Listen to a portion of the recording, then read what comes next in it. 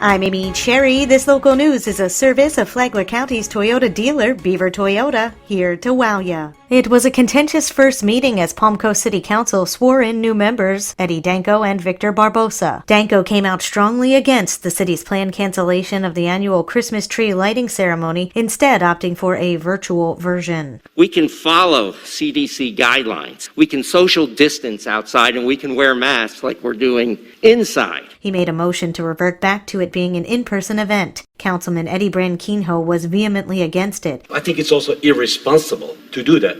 And I'm looking at you, and just because I have to You seem to be looking at me. Yes. And because you brought it up. There are soldiers out there fighting to save our lives.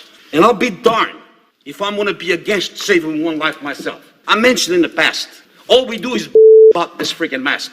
Be responsible. That's all I'm asking you. Danko ultimately withdrew the motion. And just when you thought it was over, it kept going, with Branquinho taking aim at Danko for calling City Hall corrupt during his campaign. And until the day you apologize to me personally right here or prove that I'm corrupt because I was part of City Hall, I never called you corrupt, Eddie. You will be called Councilman Corrupt by me. You'll be called Councilman full of crap as far as I'm concerned. Apologize to me or prove. I never called you corrupt. Newly installed Councilman Victor Barbosa tried to serve as the voice of reason. I think during this election, there was a lot of things said, but it's time to move on. People were elected, and I think we need to work together in a professional way, not being out here and attacking each other. It's time to move on. Former Palm Coast Mayor John Metz, who Barbosa replaced on council, says the entire public display demeans the office. A controversial roll call vote Monday pushes forward a controversial development in Flagler Beach. John R. King reports. Charlie Erickson? No. Greg? No. Mr. Mullins? Yes. Mr. O'Brien? Yes. Made the motion. I am going to vote yes on that. And with that, on a 3-2 vote, the Flagler County Commission Monday approved the Gardens development of 335 homes on the east side of John Anderson Highway.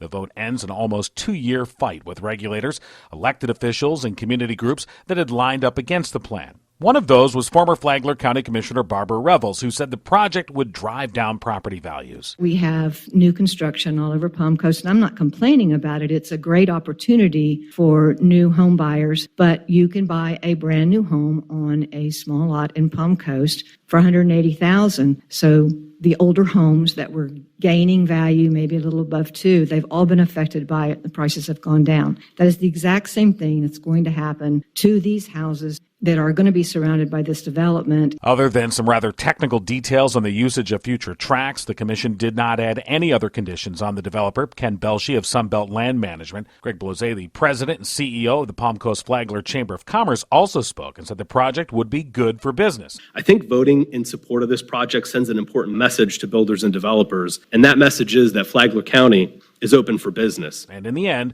that point of view won out. From the WNZF Newsroom, I'm John Erkin.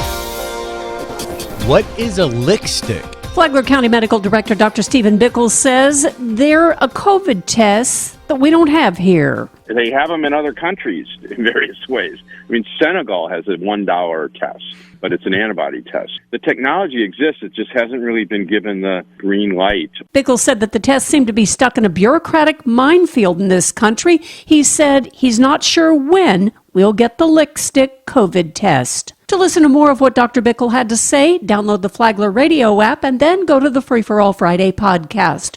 Tomorrow, reporting the numbers. From the WNZF Newsroom, I'm Deb Albertson.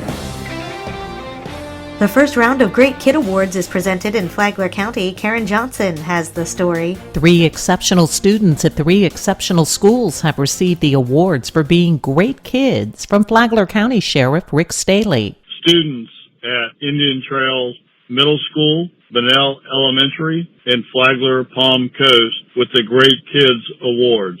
And they represent the great kids that we have in our community. Congratulations to all the winners. Sheriff Staley says it's great to recognize these wonderful kids who are doing great things in our community and their schools, especially during such trying times. We want them to know that we appreciate their hard work, we're here to help them, and that together we will get through this. All 3 students were selected by the school's faculty for standing out by excelling in all they do, with high marks for character, even having a high GPA, and perfect attendance for 1 student. The recipients for the awards are nominated by Flagler County Sheriff's School Resource Deputies and Flagler County Schools and are awarded on a monthly basis to 1 elementary, middle, and high school student. For Flagler's Morning News, I'm Karen Johnson. And now you're up to date on Flagler's Morning News. I'm Amy Cherry.